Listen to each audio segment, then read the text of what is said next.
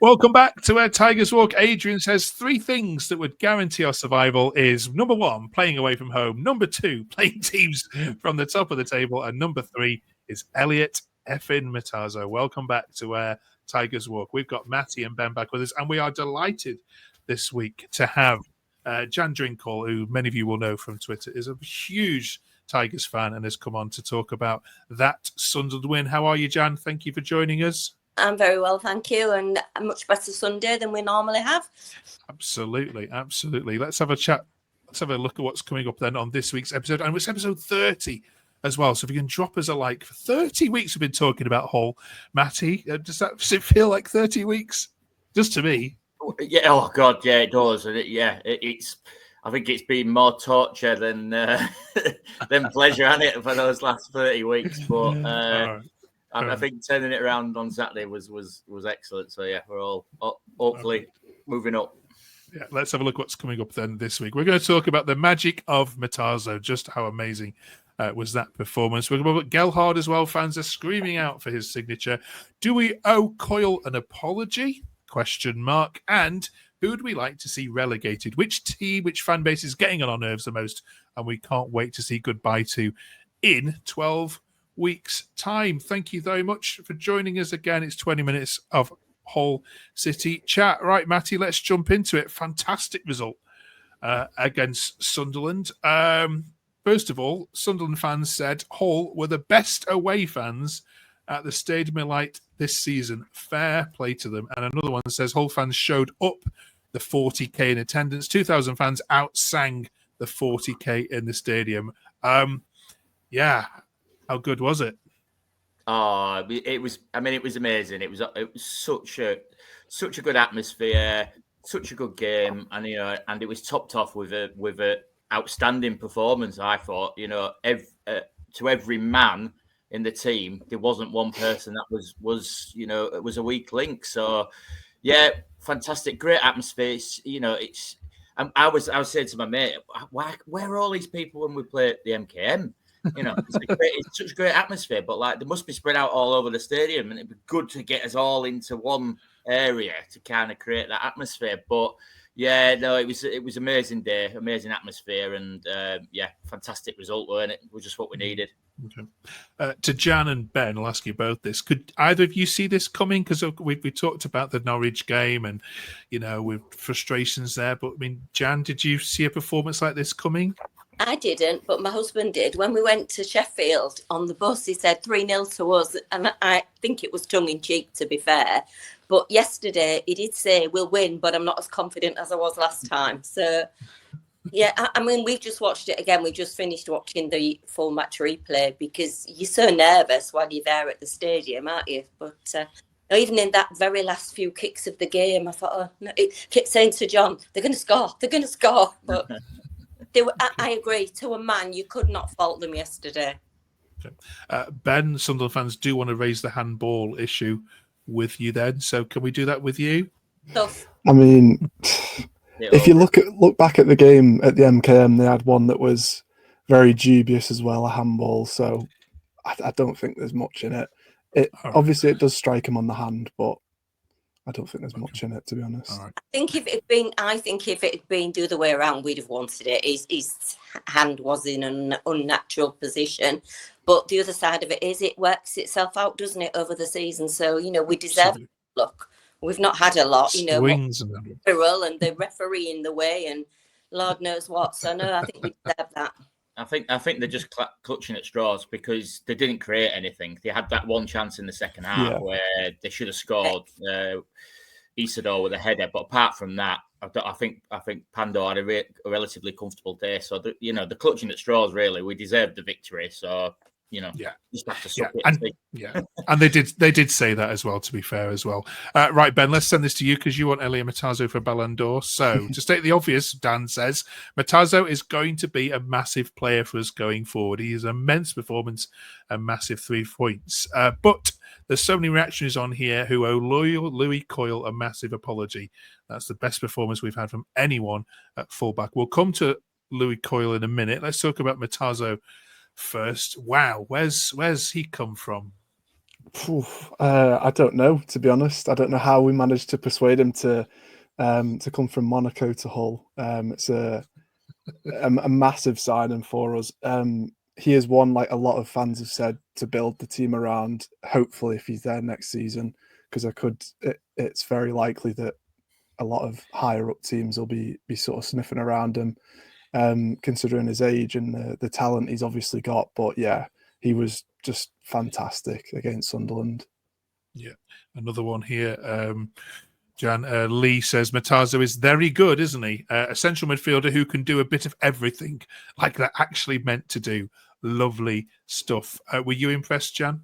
I was impressed, but it was only one game. And I think if you see my tweets, I'm always a little bit reserved. So, yeah, I think he was fantastic. And if he can produce that week in, week out, absolutely. But that's what we've been lacking. We've been lacking, first of all, a midfield that either helps the attack or supports the defence, and somebody that performs consistently. We've had good games out of Slater. We've had good games out of the other players that have been in there, but they haven't maintained it. So fingers crossed. Yeah, that midfield was superb yesterday. They all were. Yeah, Matty. Oh, he was just all over the pitch, weren't he? He was helping out the defence. He was on the wing. He was whatever. We're I don't know where we've scouted him from, but fair play to our dream team that have got him together. And you can't take, he's got a great partnership now with Alzate in there as well. And we've got Alzate on a 3, and it's just like he's just class. He's another one, but he's been, like Jan says, Alzate has been quite consistent over the last few weeks. Matazo had a good game. Stoke, I think first half he had quite a good game, and then he kind of went off the boil a little bit. So, but we need him to be more consistent. But yeah, he was one of the best performances, probably the best performance of the season from an individual in that midfield. So yeah, it was superb, absolutely brilliant. Okay. I did hear someone say he's the best player I've ever seen play in a Hull City shirt. I thought that was a little over the top. So I thought either you haven't been watching for very long, or you've just been taken over by the moment, because that's not right. Yeah, there were a lot of other tweets I could have used, a little bit over the top, but we'll stick with him being very good for now. We're recording this before the Cardiff game. We know how massive, of course, that is this week, so forgive us not talking too much about that. By the time you watch this, it'll be time to queue up for the game. But we will talk about Coyle, Ben, for a second. Now, I'm not saying we are guilty on here of owing Coyle an apology, but we might be, because we have certainly called out people when they have put forward their views of him not having a good season. But do we owe him an apology, Ben?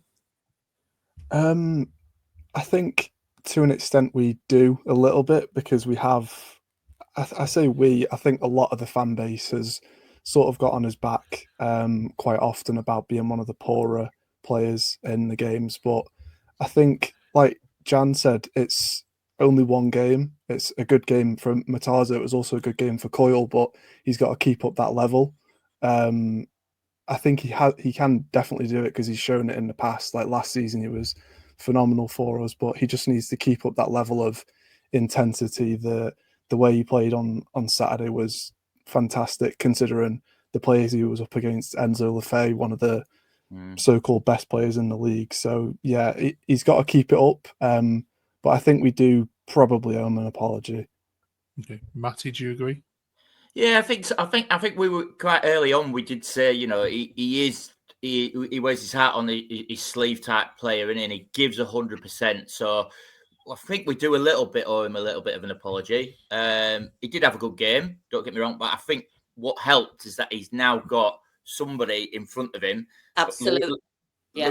Louis Barry was excellent. Unfortunately, he's gone off. We don't know what his extent of his injury, but Lincoln came on, and I thought Lincoln was absolutely brilliant. Yeah. Maybe not going forward, but defensively gave Coyle so much backup on that side. And I agree with Ben. They had, what's he called, Lefebvre or whatever. I didn't even know he was playing, to be honest. They brought on, is it Kundal or whatever on the wing? Yeah. That he was quite tricky, and I thought Coyle dealt with him really well. The thing with me with Coyle is he always seems to dive in, and he didn't on Saturday. He kind of stood up his man instead of diving in, and he gets found out. But yeah, we always know we're gonna get a good game. He's gonna give 100%. It may be not up to that level sometimes, but he will always, give 100%. So, yeah, fair play to him. Good lad. Okay. Jan, do you agree with all that? I absolutely agree with it. When we watched it back again, the commentator was saying that they were double teaming down that side. He always had somebody. If Coyle went in, the other guy with the white plaits, what's the new one's name? Lincoln. Yeah. He was there, and he was really defending really well, and vice versa. As I said, I think it did make a difference both going forward and in defence. That there was the midfielder actually helping. Yeah, absolutely. That for me is been more in midfield than anywhere, and it's sort of impacted at both ends. Yeah, and it was all backed up by lots of tweets. Here was one from Will. Haven't been too vocal on here, but I haven't been impressed with Coyle at all the last few games. But boy, am I glad he proved me wrong today. What a performance. So well done, Louis Coyle. Right then, let's move on then from this game and talk about Joe Gelhardt in terms of what needs to happen in the future.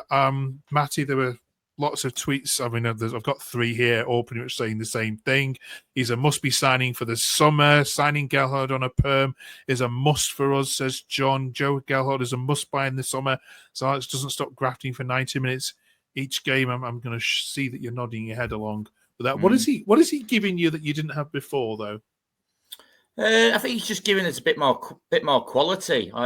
He is somebody that you can pass the ball to, and he doesn't give it away, or he doesn't. He always tries to create something. But again, and this isn't digging out Kamara at all. But he didn't give any defensive cover. Gelhardt gets back. He helps defend. I actually thought Patrick Roberts for them had a good game. I thought he was probably their most dangerous player, but Gelhardt got back and he helped out defensively all the time. So he's just that other level, isn't he? He's that top end of the championship player that we need. And there are some, Joseph played well, he worked hard, but you can tell he's maybe needs to get up to speed. Whereas Gelhardt is a proven championship quality player. So, and just another point was just what a difference it makes to have some, better players and a better squad. We brought Lincoln on, Hughes went off injured, and we brought John Egan on, and it's just like that's just that just makes such a massive difference. But for me, he's number one, and I don't think we've seen Gelhardt in his best position. I still think he is a centre forward, but he's playing out of position. But he's doing a great job there, so fantastic. So, but he's a must signing. Yeah, I totally agree with that. Mm-hmm. Jan, our Leeds fans can't believe that. Obviously, Hull fans are rating about him so much. Do you think it's because he's been shut out at Leeds so much that he's desperate to kind of prove himself? Well, what do we need for the summer? I think, I hate to say it, but I think Leeds need to go up, because if they do, he won't make their squad in the Premier League. So that's our best chance, I would say, of getting him. And he's got a really good friendship, hasn't he? Because he already knows Kyle Joseph, that they were together somewhere else as well. Yeah. And those corners yesterday, I mean, I just hope in the Cardiff manager hasn't been watching, because he can put some of those corners in on Tuesday night. They were just superb. Yeah. Ben? Yeah, echo exactly what the guys have just said. He's been a breath of fresh air. He's such a intense runner. He gives it his all. You can tell that he's hungry to sort of solidify his place in a team. He's not really had much of an opportunity to do that at Leeds, and I think with City it's the perfect opportunity, and I think he's definitely taken it. So he'd probably be number one for me as like a signing for next season, definitely. Okay. There we are. It's the only Hull podcast you'll hear across this week where you hear Hull fans saying they want Leeds to get promoted. There we go. Right. Thank you, all 3 of you, for that. Let's switch gears then and focus on the future. March is upon us. It will be this weekend by the time we get to it. 5 games to play after the Cardiff game in March. Let's have a prediction then of what's going to happen. So after Cardiff, there's no game this weekend, of course, because Plymouth are busy entertaining Manchester City. So it's Tuesday night for you next. Following that, then it's a trip to Bristol, back to the MKM for the visit of Oxford, up to the Hawthorns, or down to the Hawthorns, sorry, and then Luton. So those 3 home games You know what There's I'm going to another say one. here? There's a Tuesday night one, isn't there? A week on Tuesday we're at home. That a rearranged one. Which one's that, Jan? Don't know, is it? Week on Tuesday. The Plymouth game, isn't it? It's Plymouth. Oh, So Yeah, yeah. Plymouth Tuesday night. Yeah, Yes. Plymouth, Oxford, and Luton at home now. Oh, Plymouth can't win away. You can't win at home. So Ben, what's going to give? You just know exactly what's going to happen, don't you? I'd love to be confident about that, but as you've said, Plymouth cannot win away. We cannot win at home. It's, as Jack always says, typical City. We give teams their fortune, and yeah. But I think if we are able to build after Sunderland and then hopefully a win against Cardiff, that game is the perfect one for us. We'll be up for it, and it'll be one that the team will know there's a lot of stuff like waiting on that. So yeah, it's the perfect one to set up a good run of form. Bristol City is going to be a challenge. Oxford as well is going to be a challenge because they're doing all right under Gary Rowett. But yeah, it doesn't look it, but it is a very tough run of games. Jan, what's the minimum out of those 15 points available you would take right now? Right. Well, I think we usually do win at Cardiff. I'd like to think we still will. I think we'll, and they've had a player sent off yesterday, didn't they? One of the central defenders. So that might help us. I'm going to say we're going to win all 3 home games. The Oxford one's going to be a big one, but I'm going to be positive for a change. Okay. Bristol, we always struggle there. I'd be happy with a draw. Okay. And have I got to include the Baggies game as well? I don't know. You can do, yeah, but you've already got 9 points. You've already got 10 points from that. So yeah, don't be too greedy now. Positive now. Let's see. Right. Yeah. All right. Jan's gone 10. Matty. Yeah, those games are key, aren't they? The home games are really key games because we've also then in April we've got Preston at home and we've got Derby at home as well. So, we've 12 games left.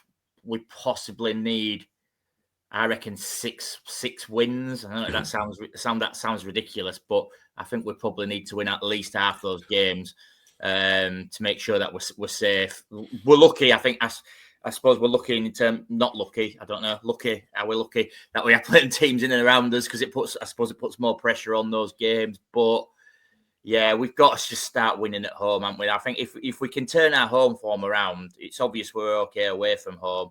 Mm-hmm. Cardiff, I'm quite happy to pick up a point against Cardiff. I know we'd normally beat them, but I'd be happy to take a point there and move on. That's our game in hand that will take us 4 points away from the relegation zone, which is massive, including the massive goal difference that we've got over Plymouth and Luton as well. I think we're doing quite well in terms of that. So, yeah, I'm going to be optimistic. I'm going to say, 10 points at least from those games, I reckon. We've got, okay. And we'll be in a good shape for April. Yeah, it's a massive month. It's understatement, isn't it? It will make or break the season. But you are the only side now of the 24 which have played the top 4 and won't be playing any more of them again. And we did say this when we did our AI predictions, didn't we? That when that Sunderland game is finished, now your fixtures, especially at home, look on paper like it's going to switch around. So fingers crossed that certainly happens. I don't want to lose Hull from this division. Right. Who else would we have to slate me for calling it Club Orange? Still getting DMs about that. Right. Let us know what you think in the comments. Finally, this week, we're being a bit naughty and asking these 3 to talk about the fan base that irritates them the most. In particular, which of the bottom teams down there would they love secretly to say goodbye to? And obviously, they're not going to choose themselves, but of the other 8 which are on the screen that are down there with them, which one would we not shed any tears about saying goodbye to? Jan, as you're the guest, we'll give you. Go on then, Swansea. Give you first go on. Swansea, it's a dump. I hate going there. Don't mince your words, Jan. Wednesday were on there. I'd have said them. Could they just not win any more games? No, they're not going to go down, I don't think, Jan. Okay. Right, Swansea are gone. Ben? I think after all of the stick we got after that Abu Kamara incident, I'd go with Portsmouth just because they gave it loads, and obviously our last game of the season is settled very nicely at Portsmouth, so it could come all the way down to that. So I'd go for Portsmouth. Okay, Matty, who you sick of in this division? Derby. They think they're a big, massive club still. You know, they're still rooted in the whatever 70s success, and they're not. And if we watched, they got stuffed into back QPR, and I was thinking, oh my god, these are awful, and they've got Callum Elder playing for them, so that just kind of proves how rubbish they are. So for me, Derby, I think they're a big club, but they're not. So see you later. Right, we've got rid of Swansea, Derby, and Portsmouth in that decision there. Thank you very much. You three, let us know in the comments which fan base you would like to see the back of and the reasons why. We'll give some of those a shout out next week. Thank you very much, Matty and Ben. Thank you very much, Jan. It's been great to have you on.